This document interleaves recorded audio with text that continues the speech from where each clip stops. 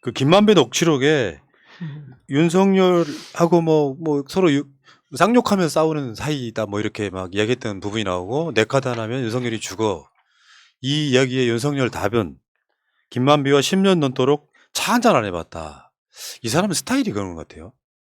근데 그러니까 일단 이게 윤석열 후보뿐만 아니라 국민의힘의 대응 방식이에요. 이게 네. 일단 의혹 제기가 되면 부정해. 예. 그리고 물타기를 해. 그런데 나중에 보면 사실로 드러나는 것이 많아요. 예. 네.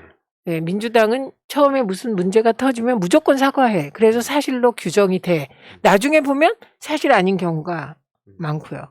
그래서 이거는 윤석열 후보가 사실 거짓 해명한 게 한두 개가 아니라 이것도 믿을 수가 없죠. 예.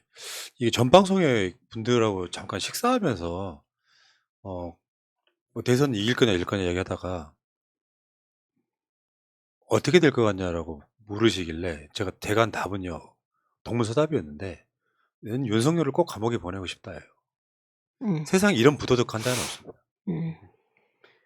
그러니까 이게 저쪽에서 예를 들어서 10가지 이쪽에서 문제 제기했던 것 중에 만약에 하나가 예상과는 좀 다르게 흘러갔어요. 만약에 그러면 그 하나만 계속 부각시키면서 나머지 9개도 마치 다 거짓인 것처럼 저쪽에서는 자꾸 선동을 하는데 그런 거에 대해서 넘어가면 안 된다는 말씀을 드리고 싶고 그런 의미에서 최민희 의원님이 따박따박 팩트 체크하고 새벽까지 공부하시는 게 정말 저한테도 큰 영향을 주고 계십니다. 진짜로. 김만배, 정영학 자기들끼리 주고받은 말 같고 이렇게 표현한단 말이에요. 그러면 그동안에 그 녹취록에 나와 있는 그분 같은 경우 그런 것들은 어떻게 설명할래요? 아니 이거요 웃기는 거예요. 갑자기 정영학 녹취록이 대장동 그 유동규를 잡아넣게 된 단초가 된 거예요. 그런데 그동안에는 윤석열이 나오기 이전에 정영학 녹취록은 금과 옥저였거든요. 수사. 그 정답 그거 갖고 수사를 했으니까. 네. 그런데 갑자기 윤석열 이름이 나오자마자 허풍이래. 네. 이런 되지도 않는 경우가 있으니까. 그게 이재명 후보였다면 지금 대선 끝났다니까요. 끝났죠. 이 정도 상황인 거야. 내가 윤석열을 감옥에 보내고 싶다고 하는 말이 그런 뜻이에요. 부도덕한 정도를 떠나서 대한민국 비리검사의 전형을 다 보여주고 있어요. 다만 그의 통장에 2천만 원밖에 없는 것 뿐이에요. 아니 오늘 주제는 아니지만 고발 사주가 있을 수 있는 일이에요. 대통령이 임명한 검찰총장이 그 대통령이 속해 있는 정당을 어렵게 하려고 고발 사주하는 그런 나라가 가능합니까? 저는 진짜 평생의 필생의 꿈이 정권 재창출이 아니라 윤석열을 감옥에 보내고 싶다 그런 느낌 들 정도로 진짜 부도덕한 사람이에요. 근데 이거는 이미 지난 경선 때 안상수 의원이 얘기한 거예요. 대선을 코앞에 두고 김만배가 윤석열과 아는 사이다. 친분 관계를 얘기하면 대선은 끝이다. 그래서 홍준표다. 이렇게 얘기했다니까요. 네, 맞아요. 그 얘기 알려드린 적 있고. 네. 아무튼 그렇고 이 사람 스타일은 그렇고 국민들은 어떻게 믿을지 모르겠으나 윤석열은 대장동하고 뗄래야 뗄 수 없는 사이입니다. 부산저축은행 1,100억부터 시작된 게 지금의 대장동까지 온 거예요. 네. 그 수사 검사가 윤석열이었고 그 건만 수사를 하지 않음으로써 추징도 못했고 아무것도 못하고 그 돈이 살아서 결국에는 이번에 대장동 민간업자들이 4천억 넘게 벌게 되는 그 부분까지 왔는데 뭐 김만배 누나가 윤석열 아버지 집을 사준 것도 우연이라고 말하고 있는 거 보니까 당연히 뭐 10년 넘게 차 한 잔 밥 한 끼 먹은 적 없다고 얘기하는데 자 근데 그 과정에서 윤석열의 부도덕성을 보여주는 것 중에 하나는 저는 이거라고 봐요. 윤석열 처가의 보유 부동산 규모가 미니 신도시급이다. 그런데 대부분이 차명 의혹을 받고 있다. 지금 윤석열 처가 부동산 내역을 한번 보십시오. 와. 야, 진짜. 전국 각지 약 19만 평. 공시지가 기준이에요. 네. 공시지가 시가 표준액 기준으로 344억 원 상당입니다. 공시지가 기준이면 이거 1,000억이 넘겠죠. 실제로는 네. 실제로는 1,000억이 넘을 것 같고요. 여기 갖고 있는 건 보십시오. 이렇게. 야, 진짜. 그리고요. 이 리스트 중에 차명 보유 의혹 부동산 현황은 성남시 중원구 도촌동, 양평군 강상면 교평리. 요것만. 제일 큰 건이 지금 이거죠. 송파구에 있는 주택. 네. 28억짜리. 그다음에 성남시 중원구 도천동 이것도 이재명 후보 거라고 하겠네 얘기했을 때. 성남이니까. 그게 214억 상당. 그래서 이렇게 계산하다 보니까 이게 지금 차명으로 228억. 근데 그 차명이라는 게요. 그 가족회사 있죠? 네. ESIND. 음. 예. 네. 여기가 보유한 거, 그 다음에 코바나 명의로 보유한 것이 엄청 많아요. 그러니까 총 네. 합쳐서 344억. 그리고 네. 차명이 지금 238억? 예. 그거 빼도 100억 넘게 본인들이 소유하고 있네요. 직접 소유도. 야, 이걸 어떻게 벌었냐고요. 저 궁금해요. 우리가 알고 있잖아요. 정대택 씨 같은 건을 네. 보면 알잖아요. 네. 동업을 해. 음. 동업을 해서 그 동업자를 집어넣어. 그 집어넣고 거기서 파생난 이익을 자기가 다 가져가. 이거 누구 때문이냐고요. 최은순이 양재택이나 윤석열이 없었으면 가능한 부의 축적이겠냐고요.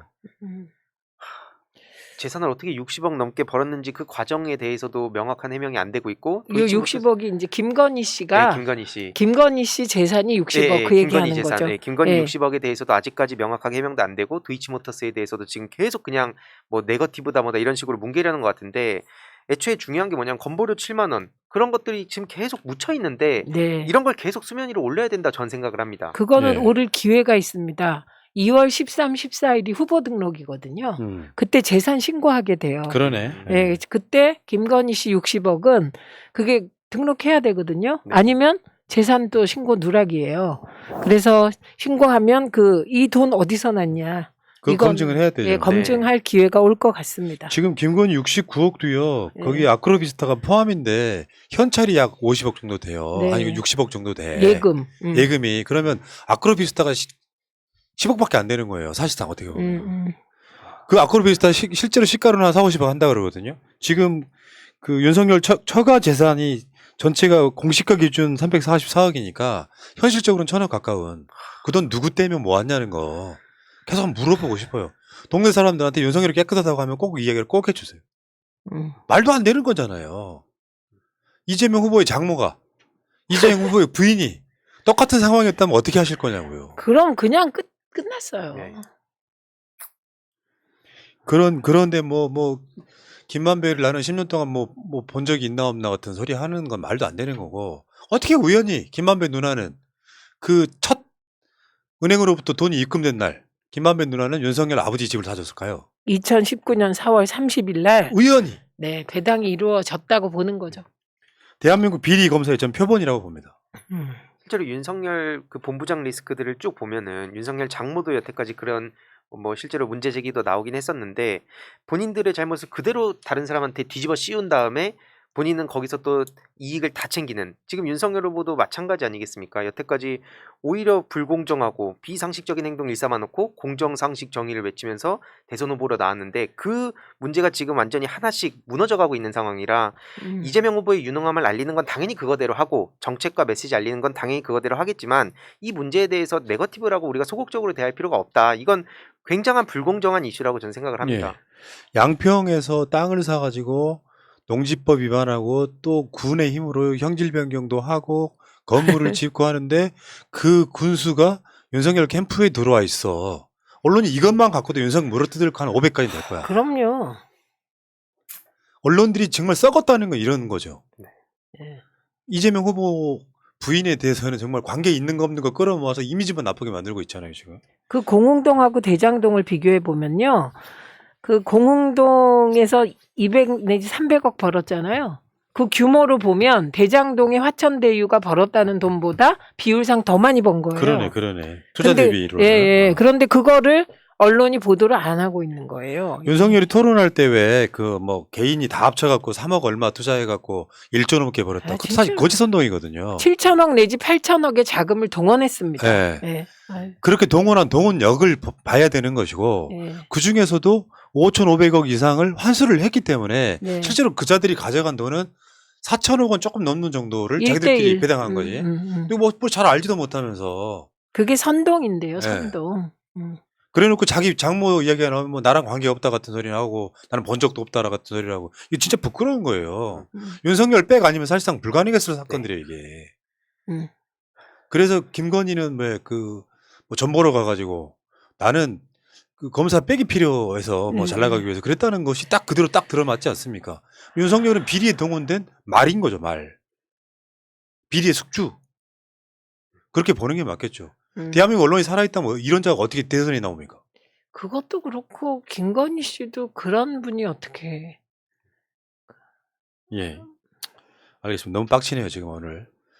제가 말을 아끼는 예. 이유를 아시겠죠? 예. 제가 건사랑한테 고발당해서 그래요. 아, 아이, 조만간 저도 고발당하겠는데, 바이러스처럼. 김어준 고발당했다는 거 아닌가? 하라 그러세요. 에이. 자, 아무튼 윤석열 같은 자가 대한민국의 정권을 노리는 것은 우리가 대선을 이기면 그들을 청산할 수 있는 기회가 될 것이고 우리가 지면 대한민국은 역진할 수밖에 없습니다. 진짜로 검사들이 다 헤쳐먹는 나라입니다. 노골적으로. 윤석열만 헤쳐먹겠어요? 그 주위에 있던 그 검사 나부랭이들을 얼마나 많은 자리를 치고 올라가겠습니까? 그러니까 과거에는 우리가 군부 독재를 향하여 민주화 투쟁을 했잖아요. 이제 검찰 독재를 향하여 민주화 투쟁을 해야 하는 엄혹한 시기가 오겠죠. 예. 다만 우리가 열심히 싸우면 정권 잃을 가능성이 없다는 말씀을 제가 다시 한번 드릴게요. 네. 여기까지 하겠습니다. 장모 부럽습니다.